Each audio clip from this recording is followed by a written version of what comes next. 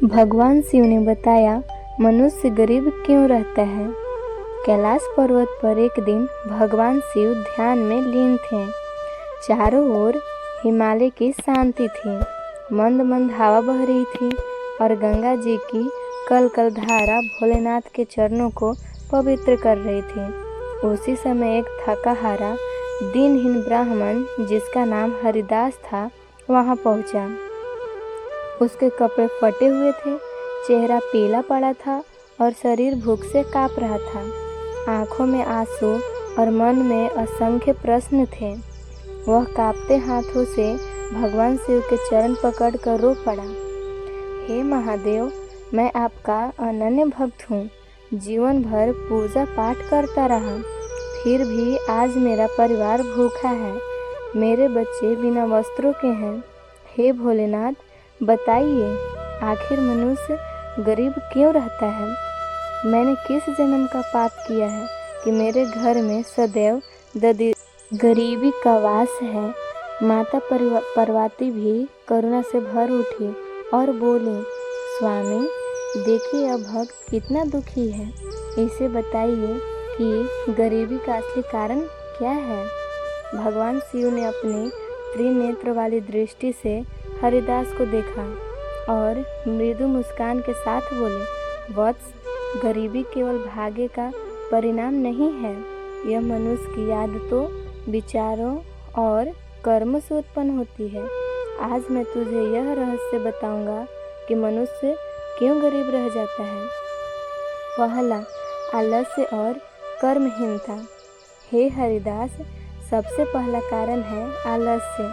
जो मनुष्य कर्म से बचता है, मेहनत को बोझ समझता है और केवल भाग्य को दोष देता है, वह कभी समृद्ध नहीं हो सकता। कर्म ही भाग्य का निर्माता है। जैसे नदी बहती है तभी उसमें ताजगी रहती है, वैसे ही मनुष्य कर्म करता है तभी उसका जीवन फलता फूलता है। असली मनुष्य के घर से लक्ष्मी दूर रहती है।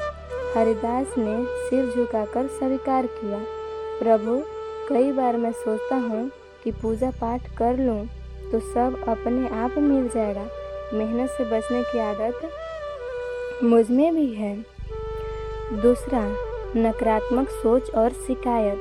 शिव आगे बोले, मनुष्य का मन ही उसका भविष्य बनाता है।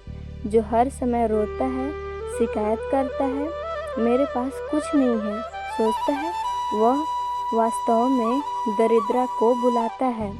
विचार बीज की तरह है।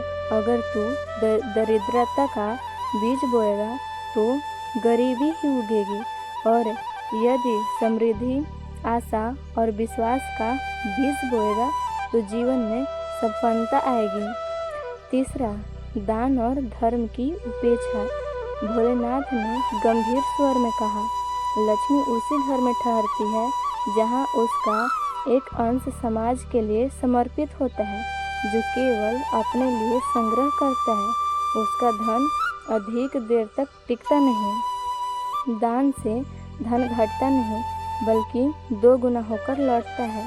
जैसे दीपक से दीपक जलाने पर प्रकाश कम नहीं होता, वैसे ही दान से धन की ज्योति और प्रखर होती है। चौथा, क्रोध, लोभ और अहंकार। शिव बोले, क्रोध से संबंध टूटते हैं, लोभ से संतोष भाग जाता है और अहंकार से लोग दूर हो जाते हैं। धन अकेले से ही नहीं बढ़ता, धन सहयोग और आशीर्वाद से बढ़ता है। यदि मनुष्य अपने परिवार, मित्रों और समाज का विश्वास खो दे तो लक्ष्मी भी उसका साथ छोड़ देती है। पांचवा, समय का दुरुपयोग। शिव बोले, समय सबसे बड़ा धन है। जो समय का अपमान करता है वह धीरे धीरे सब कुछ खो देता है। जो प्रत्येक क्षण का सदुपयोग करता है उसके पास दरिद्रता कभी नहीं आती। समय का आदर करो तो लक्ष्मी स्वयं तुम्हारे घर का मार्ग ढूंढ लेगी।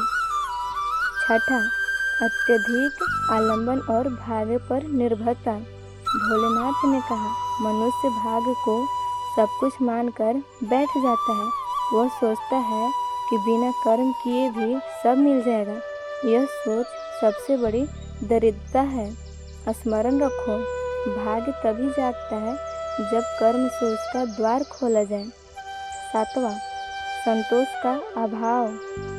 और अंत में वत्स, संतोष भी एक प्रकार की लक्ष्मी है। जिसके पास संतोष नहीं, वह चाहे कितना भी कमा ले, वह सदा दरिद्र ही रहेगा।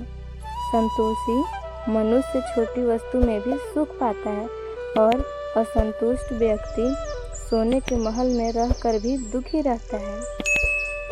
यह सब सुनकर हरिदास की आंखों से अश्रुधारा बह निकली। वह कांपते स्वर में बोला, प्रभु, आज मुझे अपने दोष समझ आ गए। मेरी गरीबी का कारण संसार नहीं बल्कि मैं स्वयं हूँ। मैंने आलस्य, नकारात्मक और लोभ को अपना लिया था। अब से मैं बदल जाऊंगा। भगवान शिव ने करुणा से उसे आशीर्वाद दिया, वत्स जा, अब तू संकल्प ले कि हर दिन कर्म करेगा, समय का सम्मान करेगा, दान करेगा और संतोष के साथ सकारात्मक विचार रखेगा।